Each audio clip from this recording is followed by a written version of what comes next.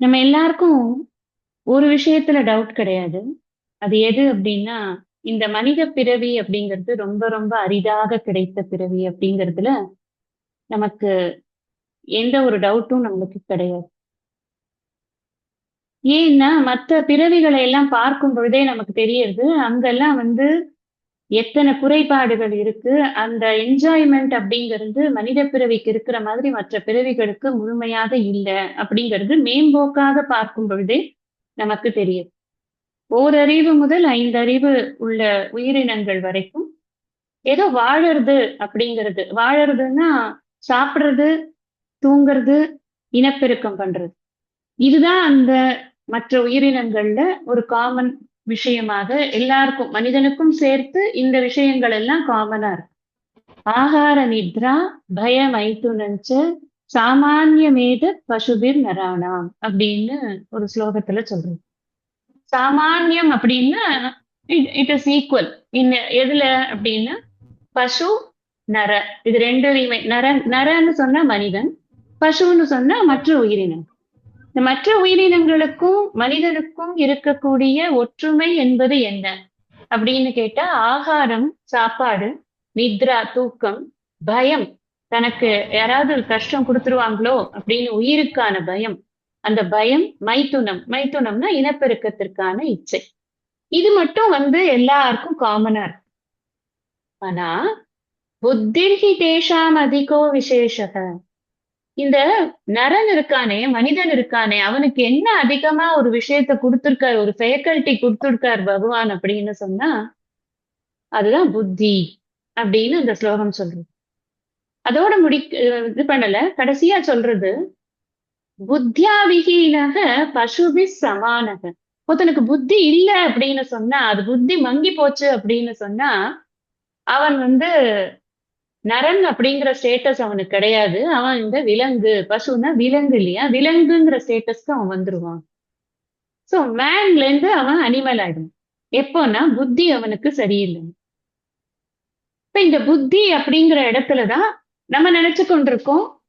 இந்த உலகத்துல இருக்கக்கூடிய விஷயங்களை அறிவது, அதுல இருக்கக்கூடிய ஒரு அறிவை பெறுவது, அதுதான் வந்து புத்தியை வளர்த்துக்கிறதுக்கான ஒரு வழி அப்படின்னு நாம நினைத்து கொண்டிருக்கோம். ஏன்னா உலகத்துல success is defined as something in the world. இந்த வேர்ல்டுல போய் நம்ம ஒரு விஷயத்த வந்து பெருசா பண்ணி நம்மளுக்கு ஒரு பெரிய பெருமை வந்ததுன்னா அதுதான் சக்சஸ் அப்படின்னு பொதுவாக நம்ம புறநோக்கோடு நினைக்கும் பொழுது அப்படித்தான் நம்ம நினைக்கிறோம். ஆனா உண்மையிலேயே சக்சஸ் அப்படிங்கிறது என்னங்கிறத வேதம் தான் நமக்கு டிஃபைன் பண்ணும். ஏன்னா நம்ம எல்லாருக்குமே ஒரு ஒரு மேனுவல் மாதிரி இந்த வேதம் வந்து ஆக்ட் பண்றது. வேதம் வந்து ஏதோ பிராமணர்களுக்கு அப்படின்னு கிடையாது. அது எல்லாருக்குமே சரி, மனித இனத்திற்கு அனைத்திற்குமே கொடுக்கப்பட்டதுதான் இந்த வேதம். நம்ம இந்த பிரிவினைகள் எல்லாம் வந்து ஏதோ ஒரு காரிய விசேஷங்களுக்காக பிரிச்சதை தவிர்த்து, அதுக்கும் வேதம் படிக்கிறது, வேதத்தை புரிஞ்சுக்கிறது, படிக்கிறது கூட விட்டுருங்க. படிக்கிறது கூட இவங்க எல்லாம் காப்பாத்தணும் வேதத்தைங்கிறதுனால பிரிச்சாங்க, படிச்சாங்க அப்படின்னு எல்லாம் நம்ம எடுத்துட்டா கூட, வேதத்துல இருக்கிற கருத்தை தெரிஞ்சுக்கிறதுக்கு யாருக்குமே தடை கிடையாது. சொல்ல போனா அத்தனை பேருக்கும் என்டைட்டில்மெண்ட் இருக்கு. கட்டாயம் தெரிஞ்சுக்கணும் அப்படிங்கிற என்டைட்டில்மெண்ட் இருக்கு. உரிமை இருக்கு வேதத்தை பத்தி தெரிஞ்சுக்கிறதுக்கு. அதனாலதான் வேதம் என்ன சொல்றது அப்படின்னு சொன்னா, நம்மளோட மனித பிறவிக்கு 4 குறிக்கோள்கள் இருக்கு அப்படின்னு சொல்றது. ஏன்னா குறிக்கோள் இல்லாத வாழ்க்கை ஒரு வாழ்க்கையா? என்ன பண்ணணும்னு தெரியாமையே நம்ம வாழ்ந்து கொண்டிருப்போமா? இந்த புத்தியை வைத்துக்கொண்டு நம்ம என்ன பண்ணணும் அப்படின்னு நமக்கு தெரியலன்னா அந்த வாழ்க்கை பயனற்ற வாழ்க்கையா போயிடுமே. அதனால இந்த வேதம் என்ன பண்றதுன்னா, இப்ப நம்ம ஒரு கேட்ஜெட் வாங்கினோம்னா கூட, ஒரு செல்போன் வாங்கினோம், ஒரு டேப் வாங்கினோம், ஒரு ஒரு சின்ன ஒரு பேட்டரி வாங்கினா கூட அதுக்கு வந்து இன்ஸ்ட்ரக்ஷன் மேனுவல் கொடுக்குறோம். அந்த இன்ஸ்ட்ரக்ஷன் மேனுவல்ல இது இந்த மாதிரி பண்ணுன்னு பொடி பொடி எழுத்துல போட்டு வச்சிருக்கோம். ஏதாவது பிரச்சனை வந்தா நம்ம அதை எடுத்து பார்க்கிறோம். அதே மாதிரிதான் மனிதனுக்கு எப்படி வாழணும் அப்படிங்கிற இன்ஸ்ட்ரக்ஷன் மேனுவலை வேதத்துல கொடுத்தாச்சு. அது என்ன ஃபர்ஸ்ட் சொல்ல வருது வேதம் நமக்கு அப்படின்னு சொன்னா, 4 விதமான புருஷார்த்தங்கள் இருக்கு. தர்ம, அர்த்த, காம, மோக்ஷ அப்படிங்கிற 4 விதமான அறம், பொருள், இன்பம், வீடு. இதெல்லாம் புதுசு கிடையாது. இதெல்லாம் நம்ம ஏற்கனவே திருக்குறள் முதல் அதிகாரம் படிக்கும் பொழுதே இந்த விஷயங்களை எல்லாம் சிந்தனை பண்ணியிருக்கோம். இப்ப உங்களுக்கு தோணும், இப்ப எதுக்கு பின்ன திருப்பியும் சொல்லிட்டு இருக்கீங்க அப்படின்னு. எத்தனை தடவை சொன்னாலும் இந்த விஷயங்கள் இருக்கு இல்லையா, அது இப்பதான் புதுசா கேட்கிற மாதிரி நமக்கு தோணும். ஏன்னா அந்த விஷயங்களுடைய பெருமை அப்படி, நம்ம புத்தியுடைய பெருமை அப்படி. விஷயங்களும் ஆழமா இருக்கு. ஒரு ஒரு விஷயத்த ஒரு விதமா இன்டர்பிரேட் பண்ணலாம், 10 விதமா இன்டர்பிரேட் பண்ணலாம். இன்டர்பிரேஷன் அண்ட் பிரசன்டேஷன் டிஃபர் ஆயிட்டே இருக்கு. டைம்க்கு தகுந்த மாதிரியும், நம்மளுடைய முதிர்ச்சிக்கு தகுந்த மாதிரியும் டிஃபர் ஆயிட்டே இருக்கு. அன்னைக்கும் நான் இதையே சொல்லியிருப்பேன். அப்போ வாங்கிக்கும் போது உங்களுக்கு வேற விதமா இது புரிதல் இருந்திருக்கும். இப்ப கொஞ்ச தூரம் பயணம் பண்ணி அறத்துப்பால்லாம் முடிச்சாச்சு. இந்த கீதையில ஓரளவுக்கு காலெல்லாம் உள்ள விட்டாச்சு. இப்ப கொஞ்சம் புரிதல் வேற மாதிரி இருக்கும். அதுதான் நம்ம எல்லாருக்கும் இருக்கும். உங்களுக்கு எனக்குங்கிற இதுல வித்தியாசமே கிடையாது. எல்லாருக்கும் இப்படித்தான் இருக்கு. அதனால இந்த புருஷார்த்தங்கள் என்ன அப்படிங்கறது பார்த்தாக்க, இந்த தர்ம, அர்த்த, காம, மோட்ச, அறம், பொருள், இன்பம், வீடு. இந்த அர்த்த காமம் என்ன பண்றது அப்படின்னா, அதாவது பொருளுக்கும் இன்பத்திற்கும் நான் முக்கியத்துவம் கொடுத்தேன் அப்படின்னு சொன்னா, மீண்டும் மீண்டும் நான் பிறவியை அடைவேன் அப்படின்னு வேதம் நமக்கு சொல்றது. எதுக்கு இம்பார்ட்டன்ஸ் கொடுத்தா இந்த பிறவி சுழல் நமக்கு நிற்கும் அப்படின்னா, அறம் வீடு இது ரெண்டுக்கும் இம்பார்ட்டன்ஸ் கொடுத்தோம் அப்படின்னு சொன்னா இந்த பிறவி சுழல் நம்ம நிறுத்த முடியும். அப்போ நமக்கு சுழல்னு ஒண்ணு ஏன்பா வச்ச, அப்புறம் ஏன் நிறுத்தணும்னு ஒண்ணு வச்சேன்னு கேட்கணும்னு தோணும். இந்த பிறவி சுழல் ஏன் வந்தது அப்படின்னு யோசிச்சு பார்த்தோம் அப்படின்னு சொன்னா, என்னுடைய வினைகளாலதான் இந்த பிறவி சுழலானது வந்திருக்கு. நான் ஒரு வேலை செய்யறேன், அந்த வேலையினால ஒரு பலன் ஏற்படுகிறது, இந்த பலனை அனுபவிக்கிறேன், அதன் மூலமாக மறுபடியும் ஒரு வேலை செய்யறேன், மறுபடியும் ஒரு பலன் ஏற்படுறது. இப்படியே என்னுடைய வேலை பலன் அப்படின்னு அது சுத்தி கொண்டே இருக்கிறது. அதுதான் என்னுடைய சம்சார சக்கரம் அப்படின்னு. இந்த பொருள் அப்படிங்கிறது நமக்கு என்ன கொடுக்கறது அப்படின்னு சொன்னா, செக்யூரிட்டி. நம்ம நினைக்கிறோம் பொருள் என்ன கொடுக்கறது, நான் ஏன் பொருளை நாடுறேன் அப்படின்னா, பொருள் எனக்கு செக்யூரிட்டி கொடுக்கறது. அதனால எனக்கு நான் நிறைய பொருள் வைத்து கொண்டிருந்தாதான் எனக்கு ஒரு சந்தோஷமா இருக்கு. பொருள்னா நீங்க பிசிக்கலா வச்சுருக்கிற பொருட்களை சொல்லலாம், பணத்தையும் சொல்லலாம். இதெல்லாம் என்னன்னா பேசிக் நீட்ஸ். எனக்கு என்னென்ன அவசியமா தேவையா இருக்கோ அதெல்லாம் எனக்கு வாங்கிக்கிறதுக்கு இதுதான் பொருள் தான் தேவையா இருக்கு. ஆனா அது நம்ம என்ன பண்றோம், நம்ம புத்தி என்ன பண்றதுன்னா, நம்மளோட அடிப்படை தேவைகள் நிறைவேறின உடனே நமக்கு அடுத்தது நீட்ஸ் வாண்ட்ஸா மாறுது. நமக்கு அதுக்கப்புறம் இது தேவைதான், ஆனா அது லக்ஸரியா இருக்கிற விஷயங்களையும் நம்ம வாங்கி வச்சுக்கலாமே. விருப்பங்கள், நமக்கு தேவை தீர்ந்து போன உடனே விருப்பங்கள் மேல கவனம் போகுது. இப்ப விருப்பங்கள் மேல கவனம் போகும்போது என்ன பண்றது அப்படின்னா, இந்த காமம் வேலை பண்றது. காமம் என்ன பண்றது, ஆசை ஜாஸ்தி ஆயிக்கொண்டே இருக்கு. இதை வாங்கணும், அதை வாங்கணும், அதை வாங்கணும், இதை வாங்கணும். இதனால என்ன நடக்கிறது அப்படின்னு சொன்னா, மனசுக்கு ஒரு அசாந்தி கிடைக்கும். எவ்வளவு சம்பாதிச்சாலும் சரி, எவ்வளவு செய்தாலும் சரி, எவ்வளவு சாதித்தாலும் சரி, எனக்கு உள்ளுக்குள்ள ஒரு அசாந்தி இருந்து கொண்டே இருக்கிறது. ஏன்னா எனக்கு உண்மையிலேயே அது எல்லாமே எல்லா நேரத்திலையுமே இன்பம் கொடுக்கிறது இல்லை. இந்த ஒரு தாட் வரும்போதுதான், அப்ப உண்மையிலேயே எல்லா நேரத்திலும் இன்பம் கொடுக்கக்கூடியது அப்படின்னு ஒண்ணு இருக்கா? அப்ப இன்பம்ங்கிறது என்ன? அந்த இன்பம்ங்கிறது எங்கிருந்து வந்ததுன்னா நமக்கு உண்மையிலேயே அது இன்பமாக இருக்கும். அது வரவேண்டியதா அல்லது ஏற்கனவே இருக்கிறதா? இப்படிப்பட்ட கேள்விகள் எல்லாம் நம்ம மனசுல எழும். அப்படி எழும்போது நமக்கு என்ன ஆறுது அப்படின்னு சொன்னா, இதுக்கு பேர் தான் தாபங்கள் அப்படின்னு பேர். இந்த தாபங்கள் எல்லாம் சேர்ந்து நம்மள என்ன பண்றது, திங்க் பண்ண வைக்கிறது. திங்க் பண்ணி ஒரு ஸ்டேஜ்ல இந்த விடுகதைகளுக்கெல்லாம் விடை சொல்றதுக்கு எனக்கு யாராவது ஒருத்தர் வேணும் அப்படிங்கிற எண்ணம் நம்ம மனசுல உருவாகும் பொழுது, நமக்கு அந்த விடுகதைகளுக்கு விடை சொல்லறதுக்காக ஒரு குருநாதர் அப்பியர் ஆகுறார். எவ்வளவு தூரத்துக்கு அந்த கேள்வி இன்டென்ஸா இருக்கோ அவ்வளவு தூரத்துக்கு அது வேலை பண்ணி நமக்கு ஒரு குருநாதர் கிட்ட நம்மள கொண்டு போய் அது சேர்க்கிறது. குரு கிட்ட போன உடனே அவர் உண்மையிலேயே இன்பம் என்பது என்னங்கிற விஷயத்தை பத்தி நமக்கு விளக்கினதுக்கு அப்புறமா தான் நமக்கு புரியுது, இந்த உலகத்துல இருக்கிற இன்பம் என்பது உண்மையிலேயே இன்பம் இல்லை. இப்ப இந்த விஷயங்களை எல்லாத்தையும் எங்க சொல்லி இருக்கு? நீங்களா உங்க இஷ்டத்துக்கு கதை விடுறீங்களா அப்படின்னா, நாமளா சொல்றது இல்ல. இதெல்லாம் தான் வேதத்துல 2 பார்ட்டா பிரிக்கிறது. வேதத்துல பூர்வம்னு ஒரு பார்ட் பிரிக்கிறது, அந்தம்னு ஒரு பார்ட் அந்தம்னா எண்டு பார்ட், பூர்வம்னா பிகினிங் பார்ட். இந்த பூர்வம் அப்படிங்கறதுல கர்ம காண்டம், உபாசனா காண்டம்னு ரெண்டு காண்டங்கள் இருக்கு, 2 பகுதிகள் இருக்கு. இந்த அந்த பாகத்துலதான் அதத்தான் வேத அந்தம் வேதாந்தம் அப்படின்னு சொல்றோம். இந்த அந்த பாகத்துல ஞான காண்டம் இருக்கு. ஞானம்னு சொன்னா என்ன அர்த்தம்? ஞானம் இஸ் ஈக்குவல் டு அறிவு, அவ்வளவுதான். அறிவை பற்றி போதிக்கிறது, மெய் அறிவை போதிக்கக்கூடிய இடம் எது அப்படின்னா ஞான காண்டம், வேதத்துல இருக்கக்கூடிய இறுதி பகுதிகள் அப்படின்னு. இது வேதம்னா அந்த புக்கோட லாஸ்ட் இதுல இருக்குமா, அது லாஸ்ட் பேஜஸ்ல இருக்குமா? அப்படி இல்லை. இது வேதாந்தம் அப்படிங்கிறது அது அந்த வேதாந்தத்துல இந்த மெய்யறிவை சொல்லக்கூடிய போர்ஷன்ஸ் இருக்கு இல்லையா, அதை உபனிஷதங்கள் அப்படின்னு சொல்றோம். இந்த உபனிஷதங்கள் தான் நமக்கு மெய்யறிவை கொடுக்கக்கூடிய இடங்களாக இருக்கு. இது எல்லா வேதத்திலையும் இருக்கும்.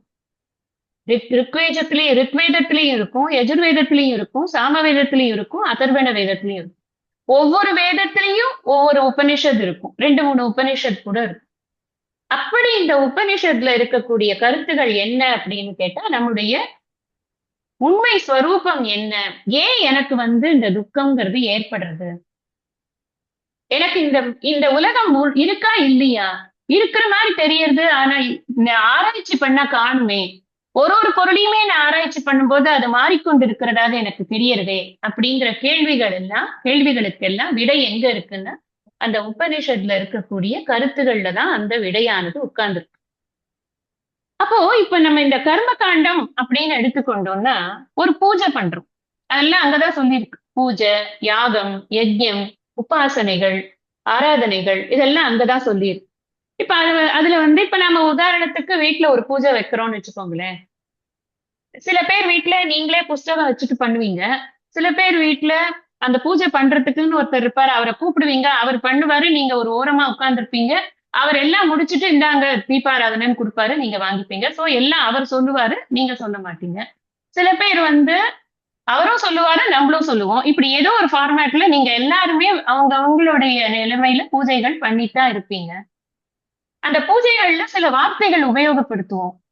சாத்தியம்னா என்ன, அர்க்கியம்னா என்ன, ஆச்சமனியம்னா என்ன, தூபம்னா என்ன, தீபம்னா என்ன, இப்படி ஒன்னொன்னா நம்ம அது ஞாசம்னா என்ன, ஜபம்னா என்ன, இப்படி ஒரு வார்த்தைக்கும் அர்த்தங்கள் அப்படிங்கறத நம்ம எங்க தெரிஞ்சுக்கிறதுனா இது கர்மகாண்டத்துல இருக்கக்கூடிய விஷயங்களை பார்க்கும் பொழுதும், கர்மகாண்டத்தை எடுத்து அதை பிரயோகப்படுத்துறவர்கள் கிட்ட கேட்டும் நம்ம அதை தெரிஞ்சுக்கிறோம். கர்மம், உபாசனம். அதே மாதிரிதான் இப்ப ஞான காண்டத்துல சில விஷயங்கள் இருக்கு. முக்கியமா என்ன இருக்கு அப்படின்னா, என்ன நான் கர்ம காண்டத்துக்கு வரும்போது என்ன ஒரு ஜீவனா நான் புரிஞ்சுக்கிறேன். ஜீவன் அப்படின்னு நான் ஒரு உயிராக என்ன புரிஞ்சு கொள்கிறேன். அதுக்கும் வராததுக்கு முன்னாடி நான் இந்த உலகியல் இன்பங்கள்ல திளைத்து கொண்டு இருக்கும் பொழுது நான் ஒரு உடல் அப்படின்ற உடல்ங்கிற புத்தியோட தான் இருக்கேன். தேகாத்ம புத்தி அப்படின்னு பேர் இருக்கு. அந்த தேகாத்ம புத்தியோட இருக்கிற போது நான் என்ன பண்றேன் அப்படின்னு சொன்னா, உலக இன்பங்கள் தான் இன்பம் அப்படின்னு நான் சந்தோஷமா எல்லாத்தையும் அனுபவிக்க போறேன். அனுபவிச்சு அதுல மாட்டிக்கிட்டு அந்த உடலையே கடைசியில இழக்கிற அளவுக்கு வியாதி வெக்கையில படுப்பேன். ஏன்னா அவ்வளவு தூரம் யூஸ் பண்ணினா காமாச்சாரனாக இருந்தேன் அப்படின்னு சொன்னா என் உடல் அதுக்கு தாங்காது. அப்படிதான் இது மேனுஃபேக்சரிங்கே. ஆனா அது எனக்கு தெரியாதது எப்போன்னா, நான் தேகம்தான் நான் அப்படின்னு நினைத்து கொண்டு இந்த தேகத்துக்கு இம்பார்ட்டன்ஸ் கொடுத்து இருக்கும்போது, ஒரு ஸ்டேஜ்ல எனக்கு ஏதோ ஒரு புண்ணிய வசத்தினாலேயோ, என்னுடைய பெற்றோர்கள் சொல்லியோ, இல்ல அக்கம் பக்கத்தவர்கள் சொல்லியோ, இல்ல என்னுடைய ஃப்ரெண்ட்ஸ் சொல்லியோ, நீ கொஞ்சம் புண்ணியம் பாப்பெல்லாம் சேர்த்து வைக்கணும்ப்பா, இல்ல திருக்குறளை படிச்சோ, ஏதோ ஒரு வகையில நமக்கு அறம்னு ஒண்ணு இருக்கு, அதை நம்ம கடைபிடிக்கணும்ன்ற எண்ணம் வரும்பொழுது நான் என்ன ஆயிடுறேன் அப்படின்னா ஜீவ புத்திக்கு வரேன். நான் இந்த ஜீவ புத்திக்கு வந்ததுக்கு அப்புறமா தான் நான் எல்லாம் இந்த இறை ஆராதனைகள், இந்த மாதிரி அறநூல்கள் படிக்கிறது, அருட்நூல்கள் படிக்கிறது, நல்ல படிச்சவங்க கிட்ட கேட்கறது, இப்படிங்கிற விஷயத்துக்குள்ள நான் போகிறேன் இல்லையா. அப்படி எல்லாம் போகும் பொழுது என்ன ஆகுது அப்படின்னா, என்னுடைய இந்த ஜீவத்தன்மையை நான் அப்போ உணர்ந்து கொண்டு இருக்கிறேன். இதுக்கப்புறம் நான் என்ன பண்றேன் அப்படின்னு சொன்னா, இந்த ஜீவனா இருக்கிற நான் எனக்கு கேள்விகள் ஏற்படுறது. உண்மையிலேயே இந்த ஜீவன் அப்படிங்கிறது என்ன? இந்த ஜீவனுடைய தன்மை என்ன? ஏன் எனக்கு துன்பம்ங்கிறது வருது? ஏன் எனக்கு இன்பம்ங்கிறது வருது? ஏன் இந்த இன்ப துன்பங்கள் எனக்கு ஏற்படுறது அப்படிங்கிற எண்ணமானது எனக்கு ரைஸ் ஆக ஆரம்பிக்குது. அப்படி ரைஸ் ஆகும் பொழுதுதான் நான் இன்பத்தை பற்றிய ஆராய்ச்சி, எனக்கு இருக்கிற துன்பத்தை பற்றிய ஆராய்ச்சி, இதெல்லாம் பண்ணும் பொழுதுதான் நான் குரு கிட்ட போறேன். இது மட்டும் எனக்கு கொஸ்டின் இல்லை. எனக்கு ஏன் துன்பம் ஏற்படுறது மட்டும் என்னோட கொஸ்டின் இல்லை. நான் சில புஸ்தகங்கள் எல்லாம் படிக்கிறச்சே எனக்கு சில வார்த்தைகள் எல்லாம் தெரியறது. மாயை பிடிச்சு படுத்துற பாடு அப்படின்னு ஒருத்தர் சொல்றாரு. ஒருத்தர் நீ ஒரு ஜீவன் அப்படின்றாரு. ஒருத்தர் ஆத்மான்னு ஒண்ணு இருக்கு அப்படின்றாரு. அப்புறம் மோட்சம்னு ஒண்ணு இருக்கு அப்படிங்கிறாரு. நீ பந்தப்பட்டிருக்க அப்படிங்கிறாரு. இப்படி ஒரு வார்த்தைகள் நான் கேட்கும் பொழுதும் இந்த வார்த்தைகளுக்கெல்லாம் பொருள் முழுமையாக தெரியறதுக்கு நீ உபநிஷதங்கள் எல்லாம் படிக்கணும்னு சொல்லும் பொழுது, அல்லது உபநிஷத கருத்துகள் இருக்கக்கூடிய புத்தகங்களை படிக்கணும்னு சொல்லும் பொழுது, அந்த சொற்கள், அந்த பிரயோகப்படுத்தக்கூடிய பரிபாஷை சொற்கள், இதுக்கு பேர் பரிபாஷை சொற்கள்.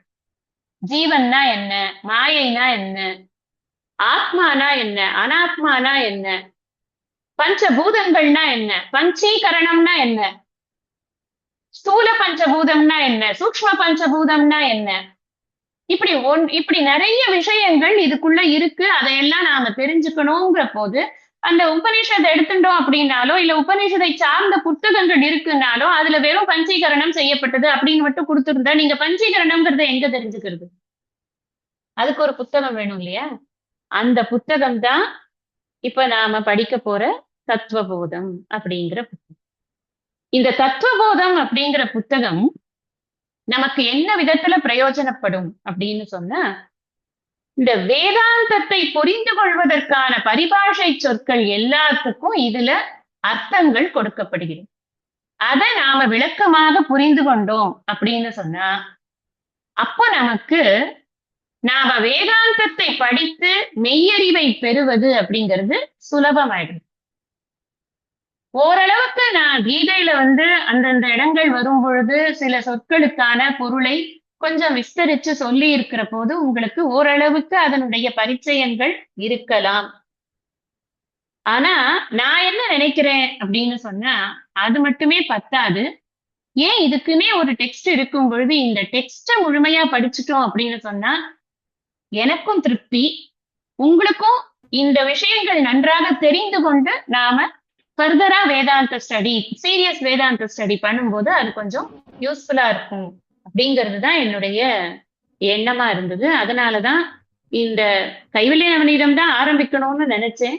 ஆனாலும் தத்துவபோதத்தை சொல்லி கொடுத்ததுக்கு அப்புறமா கைவல்ய நவநீதம் ஆரம்பிக்கணும் அப்படின்னு அதுக்கப்புறம் தீர்மானம் பண்ணி இப்ப இந்த வகுப்பை நாம ஆரம்பிச்சிருக்கோம்.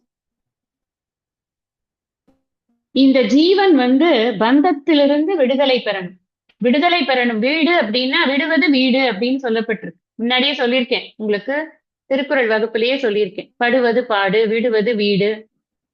இந்த விடுவது அப்படிங்கிறது எதை விடுறது அப்படின்னு கேட்டா இந்த பந்தத்தை விடுறது. இந்த பந்தம்ங்கிறது எதுன்னா உலகத்துல இருக்கக்கூடிய பந்தம், உலக விஷயங்கள்ல, உலக பொருட்கள்ல, உலகத்தில் இருக்கும் உறவுகள், இதுல இருந்து நாம விடுபடுறதுதான் இந்த பந்தம். இந்த தத்துவபோதம்ங்கிற இந்த டெக்ஸ்டே கூட முழுமையாக வேதாந்தத்தின் உட்கருத்து என்ன அப்படிங்கறத இந்த டெக்ஸ்டே சொல்லும். இதுலயே நாம அந்த விஷயங்களை தெரிந்து கொள்ளத்தான் போகிறோம். ஆனா அதுவே போதுமே. அப்போ எதுக்கு நம்ம அதுக்கப்புறம் கைவல்ய நவநீதம் படிக்கணும் அப்படின்னா, அதுல இருக்கக்கூடிய எக்ஸ்பிளனேஷன்ஸ இன்னும் விரிவாக நாம படிக்கிறதுக்காக தான் கைவல்ய நவநீதம் அல்லது எந்த ஒரு உபநிஷத்தை எடுத்துட்டாலும் இன்னும் விரிவாக படிப்பது அப்படிங்கிறது தான் உபநிஷத் டெக்ஸ்ட் அப்படிங்கறத நம்ம படிக்கிறோம். அதனால தத்துவபோதம் ஒரு சாதாரண டெக்ஸ்ட் தானே அப்படின்னு நாம நினைக்க முடியாது. அதுல வேதாந்தத்தினுடைய உட்கருத்து என்னங்கிறத சொல்லிதான் அந்த ஆசிரியர் அதை எழுதியிருக்க. வெறும் பரிபாஷை சொல்லி இது ஒரு கிளாசரின்னு நினைச்சுக்க கூடாது நீங்க. ஏன் அதுக்காக தான் அந்த வார்த்தை சொல்றேன். ஜஸ்ட் ஒரு டிக்ஷனரி அல்லது கிளாசரி அப்படி கிடையாது. அந்த சொல் அங்க இருக்கா, அதுக்கு இதுதான் அர்த்தமா இருக்கும் அப்படி சொல்லல. ஒவ்வொரு சொல்லுக்கும் உள்ள பொருள் அப்படியே இந்த ஜீவன் வந்து முக்தி பெறுவதற்கு வரைக்கும், இந்த ஜீவன் எப்படி முக்தி அடைகிறதுங்கிறது வரைக்கும் சொல்லப்பட்டிருக்கு. இந்த ஜீவன் முக்தி விதேக முக்தி வரைக்கும் சொல்லப்பட்டிருக்கு இந்த தத்துவ போதத்துல. அதனால தத்துவ போதம்ங்கிறது in left to itself அதுவே ஒரு வேதாந்த சாஸ்திரமாகவும் அது இருக்கிறது. ஏன்னா மோட்சத்திற்கு யாருக்கெல்லாம் இச்சை இருக்கிறதோ அவர்களுக்காக எழுதப்பட்டது இந்த தத்துவ போதம்னு ஆரம்ப ஸ்லோகத்திலேயே சொல்றார் அதனுடைய ஆச்சாரியர். அதனால இப்ப நாம இத்தனை பேர் கூடியிருக்கோம் இன்னைக்கு அப்படின்னு சொன்னா நம்ம எல்லாருக்கும் இப்ப என்ன இது அப்படின்னா நம்ம எல்லாரும் முமுட்சுக்கள். முமுட்சுக்கள் அப்படின்னு சொன்னா மோக்தும் இச்சா முமுட்சு. முக்தியில் யாருக்கு ஆசை இருக்கிறதோ அவர்கள் முமுட்சுக்கள். இப்ப முக்தியில எனக்கு ஆசை இருக்கு, நான் முக்தியில ஆசை இருக்கு, அதனால முக்தியையே நான் தியானம் செய்து கொண்டிருக்கிறேன் அப்படின்னு சொன்னா முக்தி கிடைக்குமான்னா கிடைக்காது. முக்தி கிடைக்கணும் அப்படின்னு சொன்னா அதுவும் அத்வைத வேதாந்த சித்தாந்தத்தில் முக்தி கிடைக்கணும். முக்தி அப்படிங்கிறதையே மெய்யறிவை பெறுவதனால் மட்டும்தான் முக்தி. ஞானாதேவது கைவல்யம் நகி ஞானேன சதுருஷம் பவித்ரம் மிக விதீயதே. இதெல்லாம் வந்து நம்ம இதுல கீதையில பார்க்கணும். ஞானம்தான் நமக்கு முக்திக்கான சாதனம். ஞானம்னா என்ன சொன்னேன்? அறிவுன்னு சொன்னேன். அப்ப அறிவை பெறுவது அப்படிங்கிறது தான் நமக்கு ரொம்ப முக்கியம். அந்த அறிவை பெறுவதற்கு நமக்கு அந்த அறிவு புரியறதுக்கான சொற்கள் எல்லாம் நமக்கு தேவையா இருக்கு இல்லையா? சொற்பொருட்கள் எல்லாம் தேவையா இருக்கு இல்லையா? அதனால நாம இந்த தத்துவபோதம் அப்படிங்கிற இந்த டெக்ஸ்ட நாம இப்போ படிக்கிறதுக்கு ஆரம்பிக்க போறோம். இந்த தத்துவபோதம் அப்படிங்கிறதுக்கான அர்த்தம், அப்புறம் மேற்கொண்டு மங்கள ஸ்லோகத்திலேருந்து இருக்கக்கூடிய விஷயங்கள் எல்லாத்தையும் நாம வரக்கூடிய வகுப்புகள்ல பார்க்க போறோம். வகுப்புகள் எப்போ இருக்கும் அப்படின்னு சொன்னா, நம்ம திருக்குறள் வகுப்பு எப்படி இருந்தது? திங்கட்கிழமை சாயந்தரம் 5:30 மணிக்கு சேம் டைம். அதே திங்கட்கிழமை சாயந்தரம் 5:30 மணிக்கு எவ்ரி வீக் நமக்கு வகுப்புகள் இருக்கும். அதனால நீங்க அந்த டே அண்ட் டைமை நீங்க குறிச்சு வச்சுக்கோங்க. முடிஞ்ச வரைக்கும் கிளாஸுக்கு லைவ்ல அட்டென்ட் பண்ணுங்க. லைவ்ல அட்டென்ட் பண்ணறதுக்கு முடியல அப்படின்னா கட்டாயமா யூடியூப்ல நீங்க நான் இது போடுறேன். உங்க அட்டென்ட் பண்ண முடியல ஆனா ரொம்ப சின்சியரா இருக்காங்க அப்படிங்கறதுனாலதான் நான் ரெக்கார்டிங்கே பண்றேன். இந்த ரெக்கார்டிங் போடும்போது அதை கேட்டு நீங்க அங்க வந்து உங்களுடைய பிரசன்ஸை தயவு செய்து மார்க் பண்ணுங்க. அப்பதான் நமக்கு ஒரு கண்டினியூட்டி இருக்கு அப்படிங்கிறதுக்கு ஒரு சாட்டிஸ்பாக்சன் இருக்கு. இப்ப நான் நேத்திக்கு வந்து குரூப்ல குரு ஸ்தோத்திரம் வந்து அனுப்பியிருந்தேன். இந்த தத்துவபோதத்துல நம்ம இதுல கீதையில வந்து ஆரம்ப ஸ்லோகம் வந்து தியான ஸ்லோகம் படிக்கிறோம், மகாத்மியம் படிக்கிறோம். அதெல்லாம் நான் ரெக்கார்ட் பண்ணி போடுறது இல்ல. ஆரம்பத்துல போட்டுட்டு இருந்தேன். அதுக்கப்புறம் நம்ம ரெக்கார்டிங்லாம் அதெல்லாம் அனுப்புறது இல்ல. ஒன்லி கிளாஸ் தான் ரெக்கார்ட் பண்றேன். இங்கேயும் நான் இதெல்லாம் ரெக்கார்ட் பண்ண மாட்டேன். ஆனா கிளாஸோட ஃபார்மேட் எப்படி இருக்குங்கிறத இப்ப சொல்றேன். நான் வந்து ஸ்டார்டிங் பிரேயர் சொல்லிடுவேன். அதுக்கப்புறம் குரு ஸ்தோத்திரம் படிக்கணும். இந்த குரு ஸ்தோத்திரம் சில பேருக்கு தெரிஞ்சிருக்கும், பல பேருக்கு தெரிஞ்சிருக்காது அப்படின்னு நான் நினைக்கிறேன். அதனால இந்த இதுல பார்ட்டிசிபென்ட் ஆர்டர்ல ஒவ்வொரு நாள் ஒருத்தரை நான் கூப்பிடுவேன். நான் சொல்ல அவங்க ரிப்பீட் பண்ணணும், மத்தவங்க எல்லாரும் மியூட்ல சொல்லணும். இது மாதிரி எல்லாருக்கும் ஒரு தடவை நான் வந்து சொல்லிட்டேன் அப்படின்னு சொன்னா அதுக்கப்புறமா கவிதா வந்து லிஸ்ட் போடுவாங்க. யார் யார் வந்து குரு ஸ்தோத்திரம் சொல்றது, நம்ம எப்பவும் போடுறது மாதிரி தியான ஸ்லோகம் இதுக்கெல்லாம் போடுறது மாதிரி. அதுக்கப்புறமா நான் சொல்லுவேன் அவங்க கிட்ட, அப்ப அவங்க போடுவாங்க. முதல்ல நான் எல்லாருக்கும் சொல்லி கொடுத்துருவேன். அந்த ஒரு 10 நிமிஷம் எல்லாரும் நம்ம குரு ஸ்தோத்திரத்தை சொல்லிட்டு அதுக்கப்புறமா நான் கிளாஸ் ஆரம்பிப்பேன். எப்பவும் போல கிளாஸ் முடிச்ச உடனே நிறைவு பிரார்த்தனை, சேம் பிரார்த்தனை, அறிவிலே தெளிவு நம்மள்ட்ட எப்பவும் சொல்ற பிரார்த்தனை தான். அந்த பிரார்த்தனையை சொல்லி நாம முடிக்கப்போம். இதுதான் நம்மளுடைய ஃபார்மேட் ஃபார் தத்துவபோதம். இந்த விஷயங்கள் எல்லாருக்கும் நீங்க மனசுல நோட் பண்ணிக்கோங்க. இன்னைக்கு நான் வந்து குரு ஸ்தோத்திரம் சாண்ட் பண்றேன். அபிராமிமா நீங்க என்னோட சேர்ந்து நான் சொல்ல நீங்க சொல்லுங்க. மத்தவங்க எல்லாரும் மியூட்ல சொல்லுங்க. சரிங்க. நான் இந்த ரெக்கார்டிங்க இந்த அளவுல நிறுத்திடுவேன். நம்ம இப்ப ஸ்லோகா சாண்டிங்க்கு ரெக்கார்டிங் தேவையில்லைன்னு நினைக்கிறேன்.